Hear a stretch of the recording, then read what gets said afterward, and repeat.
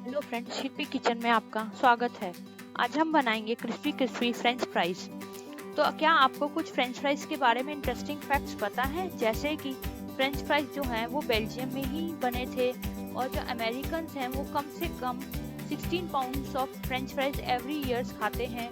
और जो best variety of potato होती है जैसे कि रूसेट बोबांग, वो सिर्फ यूएस में ही पाई जाती है और इसे बेस्ट वैरायटी माना जाता है फ्रेंच फ्राइज के लिए।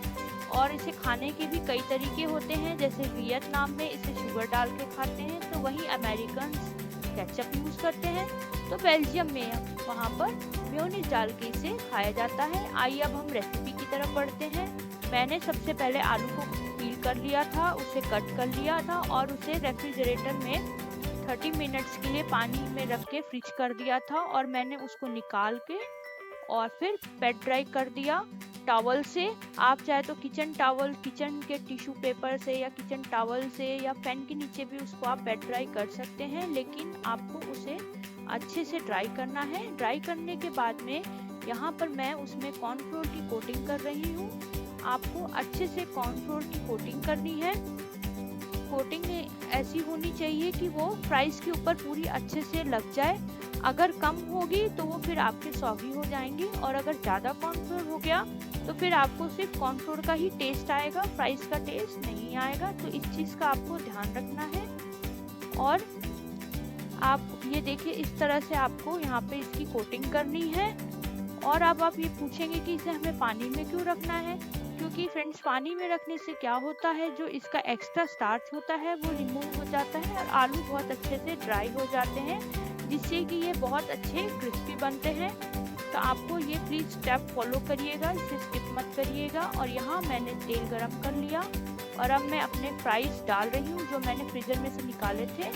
और यहाँ पर इसे आपको सिर्फ 3 मिनट ही फ्राई करना है, इससे ज़्यादा आप इसे फ्राई मत करिएगा।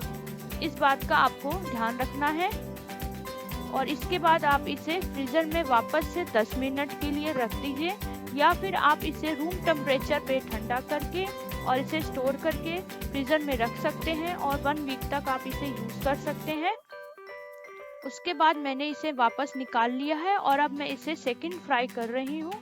सेकंड फ्राई करते वक्त आपको 2 बातों का ध्यान रखना है। पहला तो इसकी जो हीट है वो हमेशा मीडियम टू हाई होनी चाहिए, और दूसरा आपको जो आलू है या जो आपके फ्राइज हैं वो आपको थोड़े थोड़े ही डालने हैं, यानी कि आपको स्मॉल बैचेस में ही उसको फ्राई करना है। एक साथ आपको बहुत सारे आलू नहीं डालने हैं, नहीं तो वो सारे इवनली कुक नहीं होंगे। कहीं से वो ज़्यादा लाइट ब्राउन हो जाएंगे, कहीं से वो सॉगी रह जाएंगे और बाद में वो फ्राइज की जगह भुजिया की तरह लगेंगे, आलू के जैसे भुजिया हम जो खाते हैं उसकी तरह। तो प्लीज़ आप इस चीज़ का ध्यान रखिएगा और बीच बीच में आपको इसे चलाते रहना है ताकि ये चारों तरफ से कुक हो जाए, और इसे हमें गोल्डन ब्राउन होने तक इसे फ्राई करना है। और इस प्रोसेस में कम से कम 5 से 7 मिनट लगते हैं। और आपको जो इसके जो भी सारे स्टेप्स हैं वो आपको पूरे फॉलो करने हैं, तो ही आपके फ्रेंच फ्राइज बहुत क्रिस्पी बनेंगे। तो जो पहला मेन स्टेप है कि आपको इसे फ्रिज में 30 मिनट्स के लिए रखना ही है, और दूसरा इसको आपको कॉर्नफ्लोर की डस्टिंग करनी है। और इसको अगर आप 2 बैचेस में फ्राई करेंगी तो ये आपके बहुत ही ज़्यादा क्रिस्पी बनेंगे। बिल्कुल आपको ऐसा लगेगा जैसे आपने मार्केट से खरीद के, स्पेशली मैकडोनल्ड जैसे फ्रेंच फ्राइज का टेस्ट आएगा। और ये देखिए, यहाँ बन गए हमारे क्रिस्पी क्रिस्पी फ्रेंच फ्राइज। और अब आप इसे चाहें तो अपने किसी भी फेवरेट सीजनिंग और जैसे कि ऑरिगेनो, पेरी पेरी के साथ में सर्व कर सकते हैं। तो तैयार है हमारे बढ़िया से फ्रेंच फ्राइज। Thank you.